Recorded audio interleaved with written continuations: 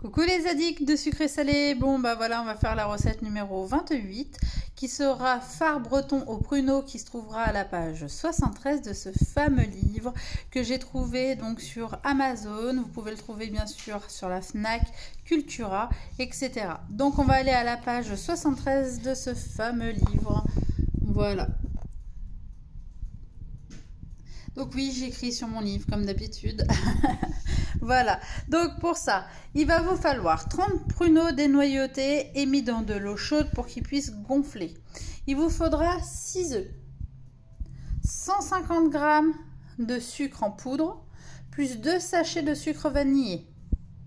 Ensuite, il vous faudra 3 cuillères à soupe de rhum, 75 centilitres de lait entier.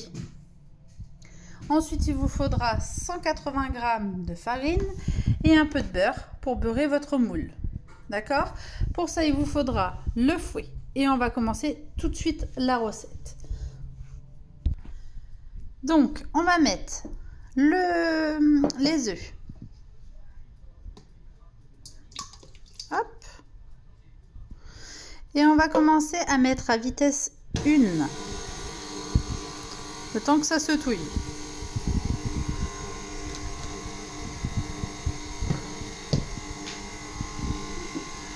On va rajouter petit à petit le sucre et le sucre vanillé. Et on va passer à vitesse 2.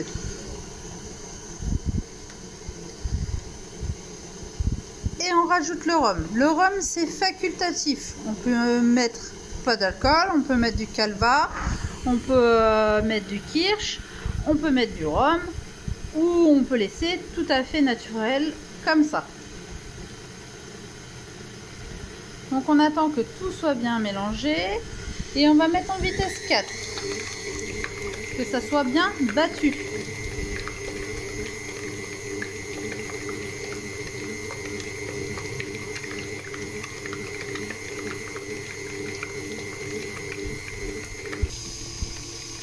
Alors là, on va réduire en vitesse 1, d'accord, et on va insérer le lait. Bien entendu, on peut faire ça à la main, hein. Là, c'est parce que je montre qu'on peut faire ça au robot ou au robot KitchenAid, d'accord, parce que c'est la recette du livre. Bien entendu, on peut faire ça à la main. Donc j'ai mis mon premier lait, je mets mon deuxième parce que j'avais plus de place.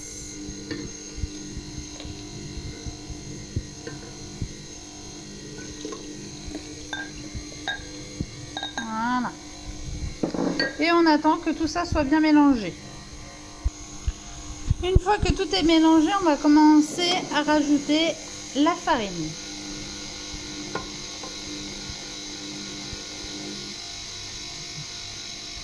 Et on va passer en vitesse 2. Puis ensuite 4. Pour bien fouetter tout ça.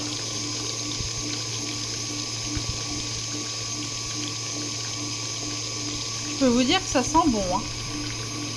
Ça sent même très très très bon. Donc vous allez me préchauffer pendant ce temps-là, que ça se mélange bien, votre four à 180 degrés.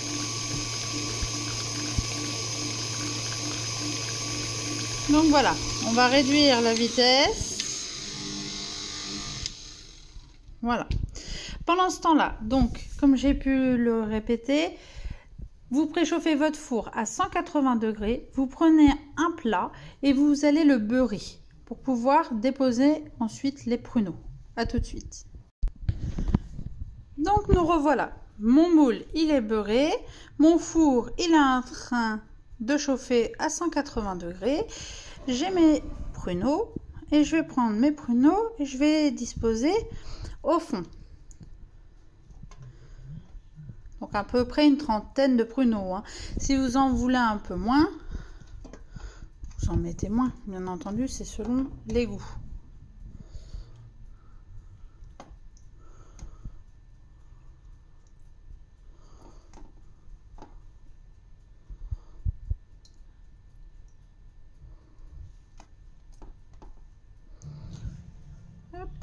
Alors bien entendu, comme là il y a du rhum dans cette préparation, ce que vous pouvez faire, c'est aussi faire chauffer du rhum avec de l'eau, d'accord? Donc une petite casserole, vous faites chauffer ça à ébullition et vous mettez après vos pruneaux. Comme ça, en fait, les pruneaux sont bien imbibés de rhum. Ça peut être du rhum, du calva, ça peut être du kirsch, ça peut être de tout, d'accord? C'est à votre goût, d'accord? Donc maintenant qu'on a mis les pruneaux, on va mettre la préparation dedans. Alors c'est normal que les pruneaux remontent.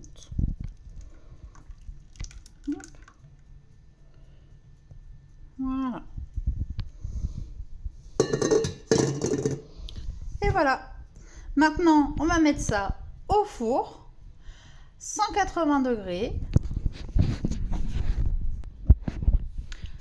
Donc au four à 180 degrés pendant 1 heure. Votre gâteau va gonfler bien évidemment. Il va même venir un petit peu doré comme un flan. Et puis bah voilà, après on va le laisser refroidir à sa sortie intégralement pour pouvoir le démouler et puis après le servir à table. Vous pouvez l'accompagner bien sûr d'une petite crème anglaise, c'est super bon avec. Donc bah voilà, donc on se retrouve juste après la cuisson. À tout à l'heure. Donc voilà, le phare breton au pruneau vient juste de sortir du four. Comme je vous ai dit, c'est bien gonflé, c'est doré. Maintenant, il faut attendre que ça refroidisse. Donc en refroidissant, vous allez voir que ça va retomber. C'est normal. Une fois que donc c'est bien refroidi, vous mettez ça, donc vous le démoulez, vous mettez ça sur un plat et vous mettez ça au frigo. D'accord ? Du coup, voilà, donc la prochaine recette de ce fameux livre recette au robot pâtissier, ça sera la numéro 29, cake à la poire et à la mascarpone, page 80. Voilà, donc je vous invite à aller sur YouTube, les moments d'Amélie, voilà, de s'abonner, de liker, de laisser un commentaire et surtout de laisser dans vos commentaires une photo de vos réalisations. Voilà, donc si vous avez des idées ou autres, n'hésitez pas à m'en faire part. Voilà, pour ma part, je vous fais à tous de gros bisous. Voilà, bonne journée!